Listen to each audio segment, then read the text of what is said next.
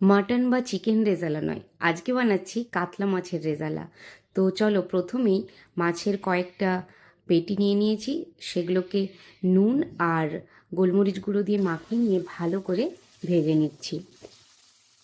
এদিকে গ্রেভির জন্য তেলের মধ্যে পেঁয়াজ, আদা, রসুন, কাঁচা লঙ্কা, কাজু, কিশমিশ আর অল্প একটু জল দিয়ে কিছুক্ষণ ফুটিয়ে নিয়ে একটা পেস্ট বানিয়ে নিচ্ছি। এখন ভাজা মাছগুলো তুলে নেব।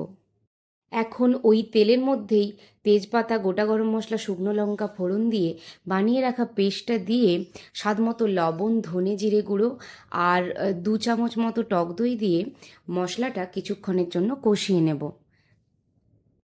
কিছুক্ষণ পরে 1 কাপ মতো গরম জল অ্যাড করে মাছগুলো তুলে দিচ্ছি।